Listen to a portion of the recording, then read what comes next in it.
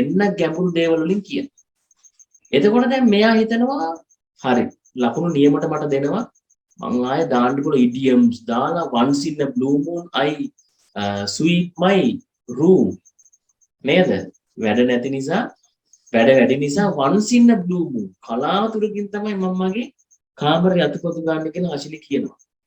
දැන් බලන්න මෙයා හිතන once in a blue moon අනම්මනම් දැම්මම ලකුණු දෙයි කියලා. හැබැයි වැඩක් වෙන්නේ නැහැ. ඉන්ට්‍රොඩක්ෂන් පාර්ට් එකේදී ඒව කරන්න යන්න එපා. හැම වෙලෙම කියන කාරණයක් තමයි මොකක්ද? no PhD. ඔන්න අල්ලගන්න ටර්ම් එක. no PhD. ඉන්ට්‍රොඩක්ෂන් එකේදී බොහොම සුළුවෙන් සරලව කෙටියෙන් උත්තර දෙනවා. අර මහා PhD ප්‍රොෆෙසර් ලෙවල් එකට යන්නේ නැහැ. එහෙනම් බලන්න මොනවද ඔයාගෙන් අහන questions. හරි. මොනවද අහන questions? මේ ප්‍රශ්න වර්ග තමයි ප්‍රධාන වශයෙන් අහන්න ලියා ගන්න.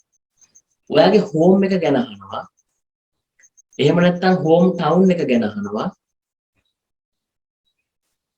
එහෙම නැත්නම් work කරනවා ගැන අහනවා. නැත්නම් studies ගැන අහනවා. home, hometown, work, එහෙම නැත්නම් study. මම මේ කතා කරන්නේ 95ක් කියන රේෂියෝ එකකින් ඉඳලා වෙන එකක් අහලා මට ආපු ගමන් කෝල් එකක් කරන් බයින් දෙන්න එපා. ඕකේ? සාමාන්‍ය ක්‍රමේ මේකයි යන්නේ. ඕනෑම එක්සැමිනර් කෙනෙක් මේක බලාපොරොත්තු වෙනවා.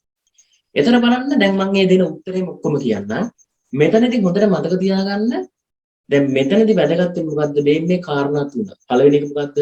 සිම්පල් වෙන්න ඕනේ, ඇකියුරේට් වෙන්න ඕනේ, ෆ්‍රෙන්ඩ්ලි වෙන්න ඕනේ. සිම්පල් වෙන්න ඕනේ, ඇකියුරේට් වෙන්න ඕනේ, ෆ්‍රෙන්ඩ්ලි වෙන්න ඕනේ.